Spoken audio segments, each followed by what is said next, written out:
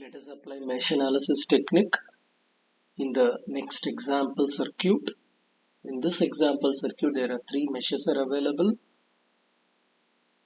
So first mesh is A, B, C, A. The second mesh is A, D, B, A. The third mesh is B, D, C, B. And we are assuming the currents in various meshes as I1 in the first mesh, I2 in the second mesh, I3 in the third mesh. So before we start, let us understand what signs we have to give if two components are flowing, if two current components come across in a single component, okay, single resistor. Okay, like you consider A to B, from A to B in resistor 1 ohm, one side I1 is flowing, the other side I2 is flowing from B to D. Both are opposite to each other. Similarly, in BD from B to D, when you're going from B to D, I2 is coming in the opposite direction, uh, and the other side of this 3rd ohm resistor, I3 is going from B to D. I3 is there in one side and I2 is there in other side, right? So when you are writing the mesh equation for the first mesh, give positive sign to I1 and negative signs to the remaining current components if they are opposite to each other. Give positive sign if they are in the same direction. So this you remember, then writing the KVL will become easy for you. So let us apply KVL in the first mesh, A, B, C, A. The path direction is A to B, B to C, C to A. So the current direction is also same. So the intermediate signs are going to be plus. Current direction and the path direction both are same. So plus, intermediate signs are going to be plus signs only. So plus signs only here, right?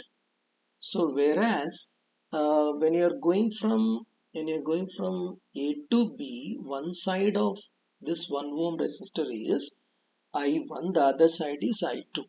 So how we write 1 into I1 minus I2, because I2 is in the second mesh. As we are writing the KVL in the first mesh, give positive to first current, that is I1, and negative sign to the I2 current.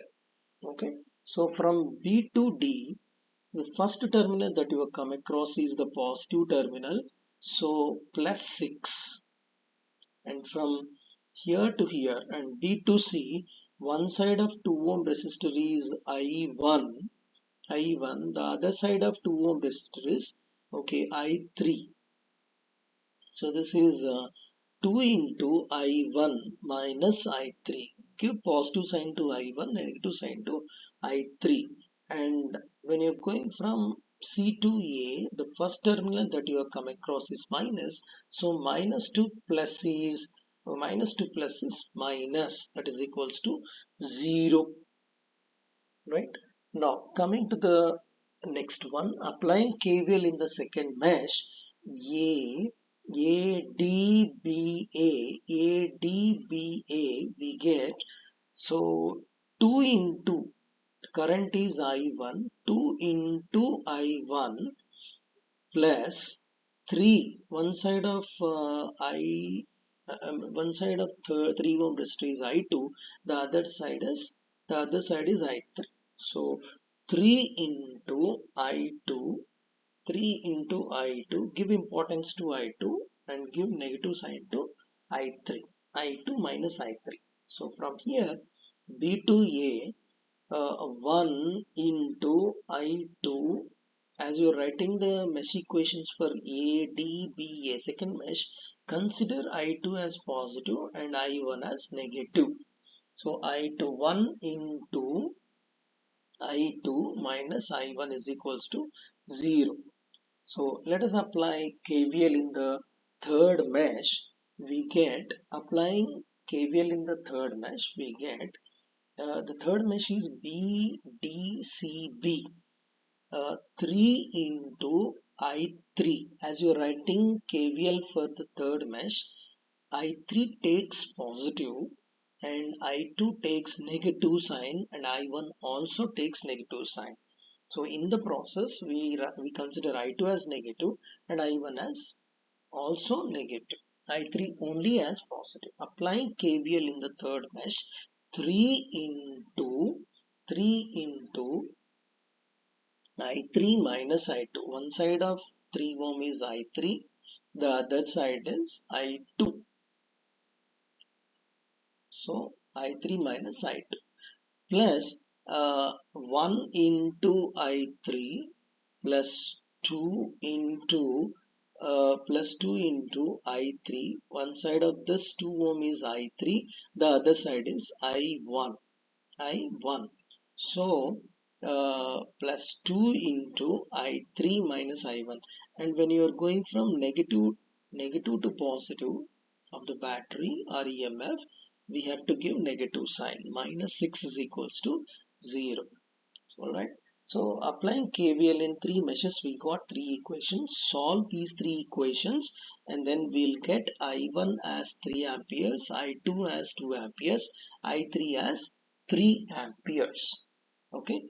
So like this, you can analyze the given circuit to get unknown current components I1, I2, I3, I4 like that by using the mesh analysis. First you have to identify number of meshes, assume the current components in various meshes, apply KVL and solve them, and then you will get the unknown. So let us apply this concept quickly in the third example. In this third example also three meshes are there, but very interesting thing is this is the constant current source. This is the constant current source.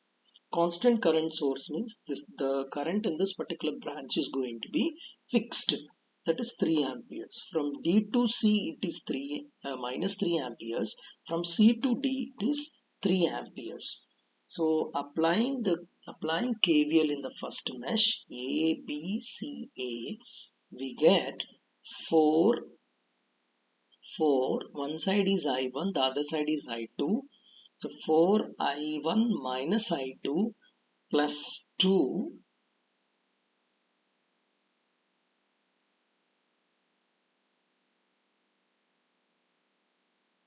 plus 2. One side is I1, the other side is I3. So uh, plus 2 into I1 minus I3, minus 2 plus is minus, so minus 7, and 3 into I1 is equal to 0.